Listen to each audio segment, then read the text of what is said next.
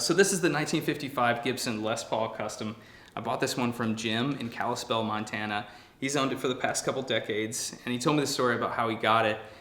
He had heard through the grapevine that the original owner of this guitar had traded it in to the local guitar shop, and he was told that this was the best guitar in town, that he needed to go buy it. So he did. He made a good investment. He kept it for a couple decades, and then it was just time to downsize, so he was ready to sell. We went back and forth for a couple of months until my friend from Denmark just happened to be vacationing in Kalispell, Montana. So we were able to put that together. I was able to get the guitar. I was so thrilled when it came in, but it still had its original fretless Wonder frets when it came in. And not only that, they had been leveled down to just nothing. They were just like metal strips. So I knew we wanted to refret it. I took it to Jason Burns and said, you know, you've got all the budget you want to refret this guitar in exactly the way that Gibson would have fretted it in 1955, except that we want a normal fret crown like a gold top would have.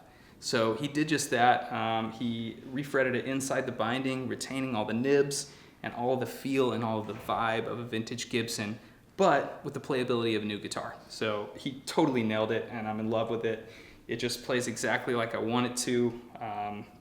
You know, intonates well and sounds great through this, you know, neck pickup, the Alnico 5 staple pickup, and the bridge P90 as well. But anyway, Riggs, tell me what you think.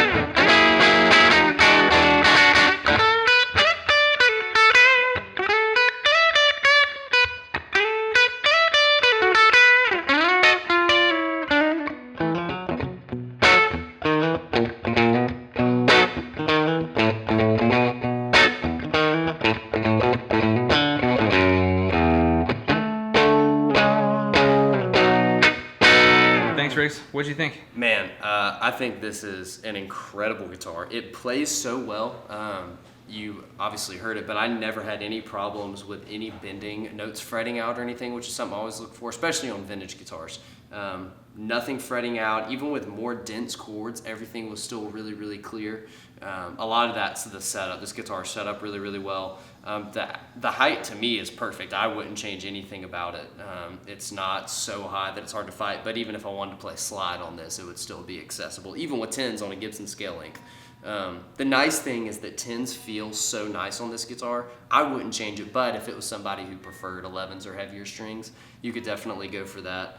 The pickups, I think, in this guitar are incredible, and I think that's like really the highlight for me is this neck Alnico 5. A staple P90, if you've never played one, is a very different experience than a regular P90. Like you said earlier, we were talking off camera, it really only shares the housing of a P90, but it feels so different. It's got this nice warmth, but it's also articulate, and blended together when you're in the middle position, it offers something different than, say, one of the gold tops on the wall does that's just two normal P90s. So I think that's something really cool, and some players may be really into that. The bridge position is punchy and aggressive without being spiky. So if you're a telly player or someone who goes for that, but you're looking for a great Les Paul with something similar, this has a nice immediacy to it without taking your head off, like some tellies can, especially into a brighter amp. But man, I think this is an exceptional guitar. Like you said, the frets feel amazing. I literally thought they were original frets before I heard you say that it's been refretted, but I think somebody's going to get an incredible Les Paul. This one's not too heavy, which, like if you know 50s Les Pauls, these can be really heavy. This one, did you say just over 8 pounds? Just over 8 pounds, yeah. This one's a great weight. I could play this all night and have no problems. Even with the denser chords, this neck is basically perfect. I don't have large hands, so for me, playing really dense chords on it and having no problem making those stretches is something. So I think this is an incredible guitar that anybody would be lucky to have. Nice, man. Thanks very much. So my shop's called True Vintage Guitar. I'm in Birmingham, Alabama. This is the 1955 Gibson Les Paul Custom. I think it'd be a really great addition for your collection for 2 reasons. It's going to be one you think about getting to play when you get home from work, because it just feels so comfortable. It's really exciting to the ears with these 2 pickups with the Alnico 5 pickup. But it's also going to be one that, if in a few decades, if you decide to let it go, there's going to be plenty of demand for it, especially with this kind of refret, which doesn't really exist on most of these Les Paul Customs. So anyway, hit up my website. It's truevintageguitar.com. My phone number's there. My email's there. If you want to ask some questions about it, let me know.